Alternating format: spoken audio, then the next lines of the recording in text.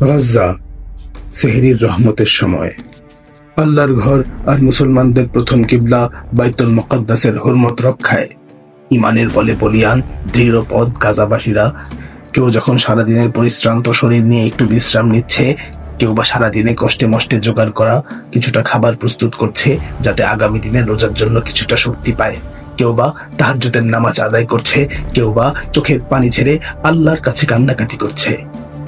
ঠিক সেই সময় একের পর এক বোমা হামলা আর বিস্ফোরণের আওয়াজ। কারো ঘুম ভেঙে গেল, কেউ বা আবার ঘুমিয়ে পড়লেন চিরদিনের জন্য। কিন্তু বোমা হামলা থামল না। গাজার এক প্রান্ত থেকে আরেক প্রান্তে ঘন্টার পর ঘন্টা বোমা হামলা চলতেই থাকলো। মাত্র 5 ঘন্টায় 4 শতাধিক মুসলমান শহীদ হয়ে গেলেন। গাজার পথে প্রান্তরে ছড়িয়ে ছিটিয়ে ছিল আমার মুসলিম ভাই বোনদের লাশের টুকরোগুলো। বাবারা তাদের সন্তানদের লাশের টুকরোগুলো হাতে নিয়ে আকাশের দিকে তাকিয়ে আল্লাহ বলে চিৎকার করে কাঁদছিল। কিন্তু তাদের এই চিৎকার না আরব বিশ্বের আর না অন্য কোনো মুসলিম দেশের শাসকদের মনে এতটুকু রেখাপাত করতে সক্ষম হয়েছে।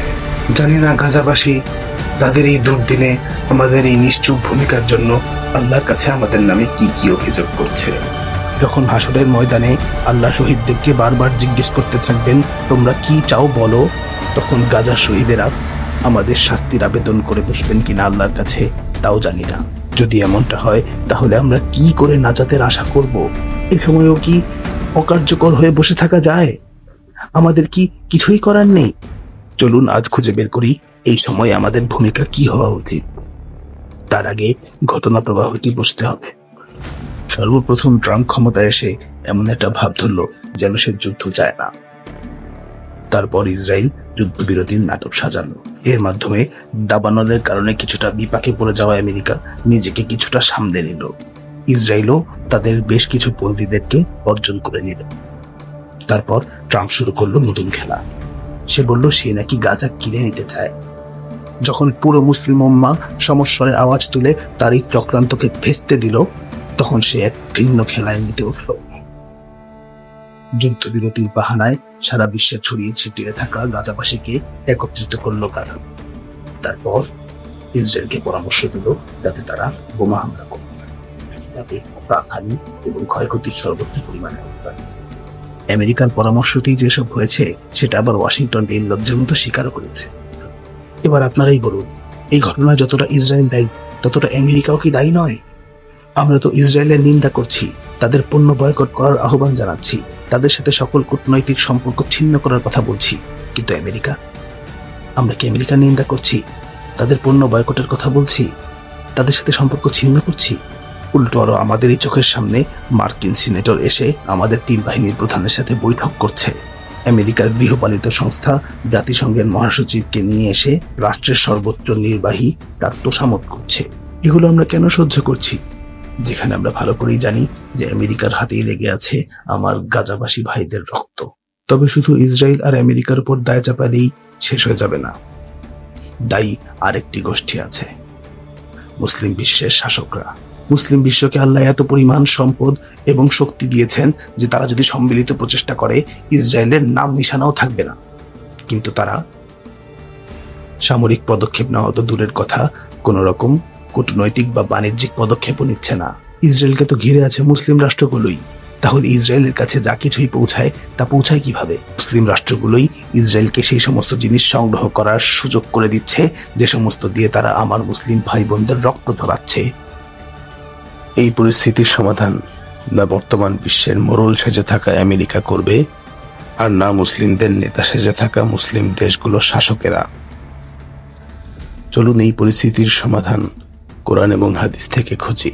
আল্লাহ রাব্বুল আলামিন সূরা নিসায় বলছেন, ওয়ামা লাকুম লা তুকাতিলুনা ফি সাবিলিল্লাহি ওয়াল মুস্তাদআফিনা মিনার রিজালি ওয়ান নিসাই ওয়াল উইলদানি আল্লাযীনা ইয়াকুলুনা রাব্বানা আখরিজনা মিন হাযিহিল ক্বরিয়াতিয যালিমি আহলুহা ওয়াজআল লানা মিন লাদুনকা ওয়ালিয়্যা ওয়াজআল লানা মিন লাদুনকা নাসীরা।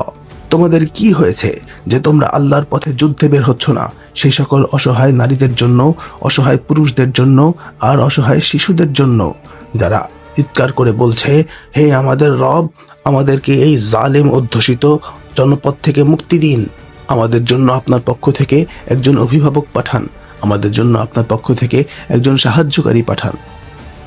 তাহলে এই আয়াতেই আছে সমাধান। এই আয়াতটি শুনলে মনে হয় এই আয়াতটি যেন এই সময়ে ফিলিস্তিনের এই ইস্যুকে কেন্দ্র করেই নাজিল করা হয়েছে। ফিলিস্তিনের নারীরা, পুরুষরা, শিশুরা কি আর্তনাদ করছে না? তারা কি বলছে না আমাদের জন্য হযরত ওমর রাদিয়াল্লাহু আনহুর মতো অথবা হযরত সালাউদ্দিন আইয়ুবী রাহমাতুল্লাহি আলাইহির মতো একজন অভিভাবক আর সাহায্যকারী পাঠান, যিনি আল্লাহর রাস্তায় যুদ্ধ করবে এবং আমাদেরকে এই জালিমদের হাত থেকে রক্ষা করবে? তাহলে এটাই হচ্ছে সমাধান। মুসলিম বাহিনীকে গিয়ে জালিম ইহুদিদের সাথে লড়াই করে সেই ভূমিকে দখলদার মুক্ত করতে হবে। কিন্তু এটা কেন সম্ভব হচ্ছে না? এত মুসলিম দেশ, এত মুসলিম বাহিনী, কেন তারা মাজলুমদের পক্ষে লড়াই করছে না? এতগুলো মুসলমানের রক্ত ঝরে যাওয়াও কি এই সমস্ত বাহিনীকে হরকতে আনার জন্য যথেষ্ট ছিল না? মুসলমানের রক্তের দাম এত কমে গেল? মুসলমানের রক্তের দাম এত কম ছিল না কখনোই। চলুন সিরাত থেকে দেখি। হুদাইবিয়ার দিন যখন রাসূল সাল্লাল্লাহু আলাইহি ওয়াসাল্লাম হযরত ওসমান রাদিয়াল্লাহু আনহুকে বার্তাবাহক হিসাবে মক্কায় প্রেরণ করেছিলেন, তখন গুজব ছড়িয়ে গেল যে হযরত ওসমান রাদিয়াল্লাহু আনহুকে হত্যা করা হয়েছে। যদিও কথাটি সত্য ছিল না, তারপরেও রাসূল সাল্লাল্লাহু আলাইহি ওয়াসাল্লামের কাছে যখন খবরটি পৌঁছায়, তখন তিনি 1400 সাহাবীর থেকে মৃত্যুর বায়াত নিয়েছিলেন, জিহাদের বায়াত নিয়েছিলেন, যে আমরা হযরত ওসমান রাদিয়াল্লাহু আনহুর মৃত্যুর বদলা না নিয়ে কেউ মদিনায় ফিরে যাব না। আরো দেখুন, যখন একদিন একটা ইহুদি বাজারে একজন ইহুদি একজন মুসলিম নারীর সাথে শ্লীলতাহানি করেছিল, তখন একজন মুসলিম সেখানে দাঁড়িয়েছিল এবং সে সেই ইহুদিকে হত্যা করে। বাকি ইহুদিরা সেই মুসলিমকেও হত্যা করে ফেলে।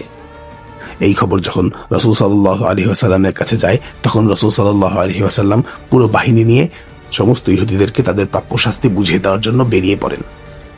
তারপর আরো দেখুন, যখন রাসূল সাল্লাল্লাহু আলাইহি ওয়াসাল্লাম রোমের বাদশার নিকট হযরত হারিস বিন উমাইর রাদিয়াল্লাহু আনহুকে বার্তাবাহক বানিয়ে পাঠান, তখন সেই রোম বাদশার অনুগত এক শাসক শুরাহবিল বিন আমর আল গাসানি সেই বার্তাবাহককে হত্যা করে।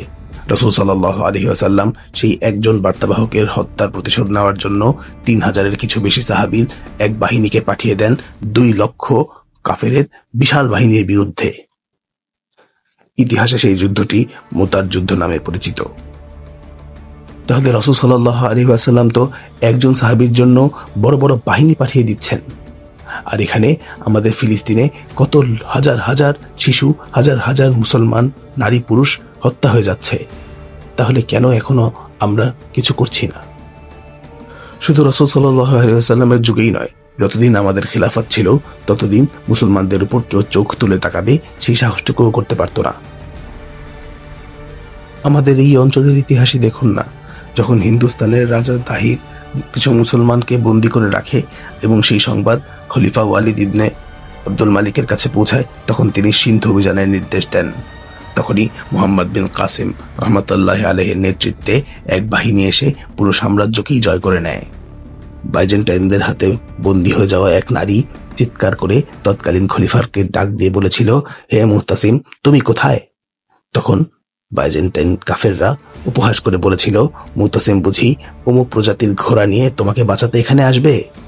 কিন্তু এই খবর যখন খলিফা মুহতাসিমের কাছে পৌঁছায়, তখন তিনি নির্দেশ দেন, এই প্রজাতির যতগুলো ঘোড়া পাওয়া যাবে সবগুলো ঘোড়া সংগ্রহ করো এবং প্রত্যেক ঘোড়ায় সৈন্য চড়িয়ে দিয়ে তিনি বিশাল এক বাহিনী পাঠান, যেই বাহিনী পুরো সাম্রাজ্যকেই বিজয় করে আসে। আরে মুসলিম নারী তো দূরের কথা, এক খ্রিস্টান নারীর চিঠির পরিপ্রেক্ষিতেই তো তৎকালীন শাসক মুসা ইবনে নুসাইব হযরত তারেক বিন জিয়াদ রহমতুল্লাহি আলাইহিকে পাঠিয়েছিলেন এবং তিনি পুরো স্পেনকেই বিজয় করে চলে আসেন। যেখানে একজন নারী অথবা একজন মুমিনের রক্তের এত দাম, তাহলে আজ হাজার হাজার মুসলমান মারা যাচ্ছে, হাজার হাজার নারী বন্দী হয়ে আছে, কিন্তু আমাদের খিলাফত নেই। তাদের রক্ষা করার জন্য আর কেউ বাহিনী পাঠায় না। এটাই সমাধান। আমাদের আবার আমাদের হারিয়ে যাওয়া খিলাফতকে ফিরিয়ে আনতে হবে। খিলাফতের পক্ষ থেকে যখন বাহিনী প্রেরণ করা হবে, তখন তারা আল্লাহর পথে যুদ্ধ করবে, মুসলিমদের জালিম অধ্যুষিত এলাকা থেকে রক্ষা করবে। তারাই হবে আল্লাহর পক্ষ থেকে অভিভাবক এবং তারাই হবে আল্লাহর পক্ষ থেকে সাহায্যকারী। এখন আমাদের প্রত্যেককেই নিজ নিজ জায়গা থেকে প্রচেষ্টা করে যেতে হবে, যাতে আমাদের হারিয়ে যাওয়া খিলাফত আবার ফিরে আসে। খেলাফতকে আমাদের হাত থেকে ছিনিয়ে নিয়ে আমাদেরকে যে সমস্ত কুফরি তন্ত্রমন্ত্র দেওয়া হয়েছিল, গণতন্ত্র, সেকুলারিজম, বহুত্ববাদ, এগুলোকে ঘৃণার সাথে বর্জন করতে হবে। রাসূল সাল্লাল্লাহু আলাইহি ওয়াসাল্লামের দেখানো পদ্ধতিতেই খেলাফত কায়েমের জন্য প্রচেষ্টা করে যেতে হবে।